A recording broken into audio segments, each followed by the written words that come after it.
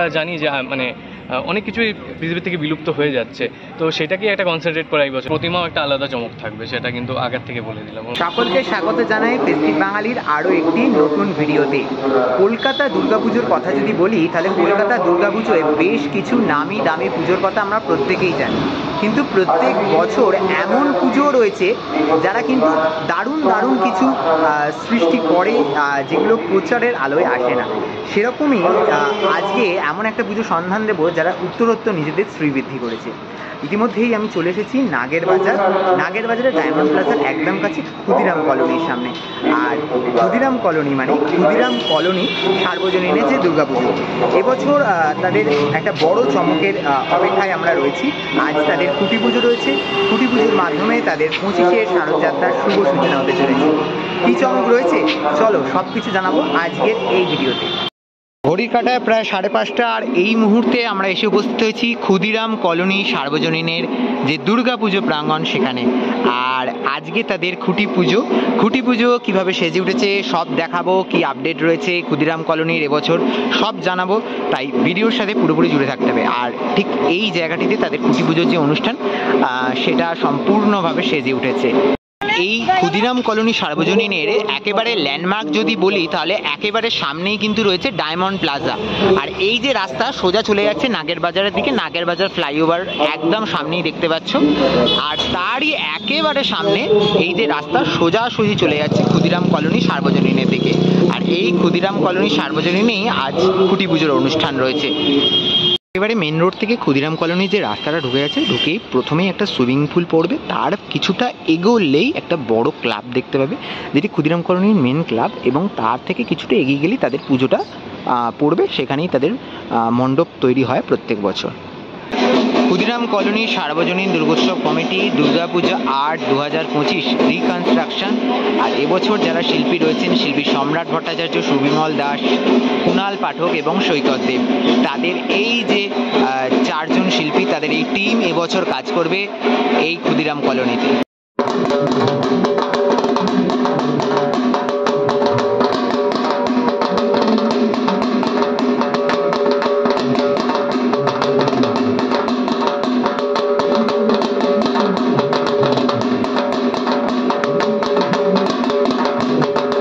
মাঠেই কিন্তু তাদের পুজো মণ্ডপ গড়ে উঠবে। আর এখানেই কিন্তু পুজোর যে কাজ, খুঁটি পুজোর কাজ তা ইতিমধ্যেই শুরু হয়ে গেছে। মাঠটা তোমাদের দেখা, এখানে একটা ব্যানার রাখা রয়েছে, কিছুক্ষণের মধ্যে সেটাও উন্মোচিত হবে। আর এই হচ্ছে বিশাল মাঠ, এই মাঠেই কিন্তু তাদের যে পুজো মণ্ডপ সেটি গড়ে উঠতে চলেছে। চলো তোমাদের পুজোর কিছু ঝলক দেখাই।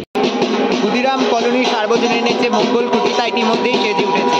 আর এই মঙ্গল খুঁটি স্থাপনের মাধ্যমেই তাদের শারদোৎসব 2025-এর শুভ সূচনা হতে চলেছে।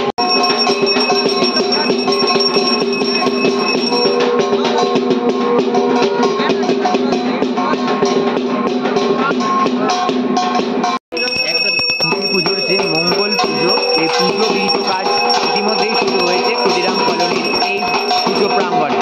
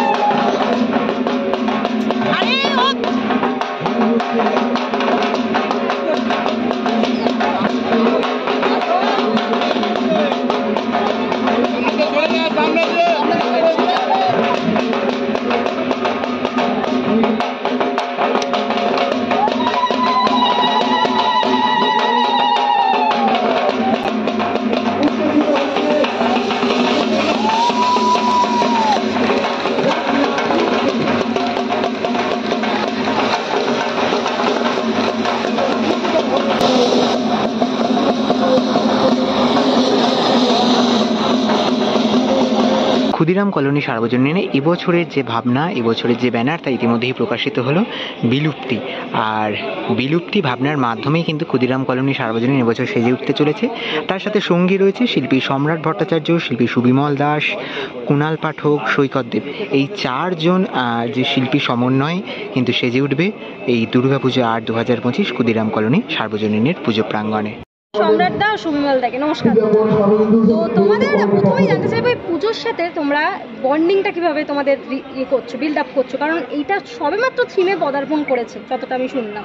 তো বিষয়টা হলো ক্ষুদিরাম কলোনি গত বছর আমাকে ডেকেছিল, তো ওদের গত বছর ৭৫তম বর্ষ ছিল, তো সেরকমভাবে যোগাযোগ স্থাপনের অভাবে সেটা গত বছর করে ওঠা হয়নি। তো এই বছর প্রথম থেকেই ওনারা আমাকে জানায়, তো সুবিমলদা সবার সাথে আমি কথা বলি, তো আমরা একটা ডিসিশন নিই যে এখানে আমরা কাজ করব, যেহেতু একদম প্রথম থিম ইয়ে করছে, তো একটা নতুন কিছু চমক বা নতুন কিছু করারই ইচ্ছা আছে। দেখছো থিমের নাম বিলুপ্তি। আস্তে আস্তে আমরা জানি যে মানে অনেক কিছুই পৃথিবী থেকে বিলুপ্ত হয়ে যাচ্ছে, তো সেটাকেই একটা কনসেন্ট্রেট করা এই বছর একটা থিম এখানে করার চেষ্টা করছি। মানে মেটেরিয়ালিস্টিক কাজ থাকবে একদম একদম একদম। এখানে বেসিক্যালি কাজ কবে থেকে তাও শুরু হচ্ছে? এখানে আমি 3-4 দিনের মধ্যে কাজটা শুরু হয়ে যাবে। এই এলাকায় তো বেসিক্যালি থিম বেসড কাজ মানে বড় স্কেলে এই প্রথমবার এটাই হচ্ছে, তো তোমার কাছে কাজটা কতটা চ্যালেঞ্জিং দেখাচ্ছে? তো বিষয়টা হলো কাজটা মজা, চ্যালেঞ্জের থেকে বেশি মজা। যে আজকে দেখলাম যে আমি সিরিয়াসলি বলছি, আমি প্রচুর খুঁটি পুজো অ্যাটেন্ড করেছি, আমার নিজস্ব প্রচুর খুঁটি পুজো থাকে, তো এখানে এসে কোথাও একটা মনে হলো যেহেতু এটা নতুন বা ইয়ে, তো একটা না একটা নিজের একটা ব্যাপার কিন্তু আলাদাভাবে একটা ফিল হলো। ঠিক আছে, তো সেটা বলবো যে আশা করি যে সেই ফিলিংসটা নিয়ে আগামীতে কাজটা আরও ভালো করার চেষ্টা করবো। সুবিমল দার কাছে জানতে চাইবো, দাদা প্রতিমায় কি চমক থাকবে? তুমি মানেই চমক। না ওরকম কিছু ব্যাপার নয়, সম্রাট পুরোটাই বললো। তো সম্রাটের কনসেপ্টের বেশি আমি কাজ করছি। আমি হয়তো অ্যাজ এ আর্টিস্ট কাজ করতে জানি, কিন্তু থিমটা সম্রাট যেহেতু তৈরি করছে, তো সম্রাট ভালো বলছে এবং ভালো বলেওছে, এবং সেটা যে টোটাল প্ল্যানিংটা সেটাও বললো। তো চেষ্টা করবো আমরা একটা নতুনত্ব কিছু করার, কারণ এটা একটা আমাদের জীবনে একটা বড় একটা আবেগ, আর সেই আবেগটাকে বাঁচিয়ে রাখার জন্য নিশ্চয়ই চেষ্টা করবো। আর যেহেতু প্রথমবার থিমে পদার্পণ, তো মানুষও একটুখানি বেশি আগ্রহ দেখাবে, মানে সাবেকি পুজো থেকে কিভাবে থিমে পদার্পণ করছে। অবশ্যই অবশ্যই।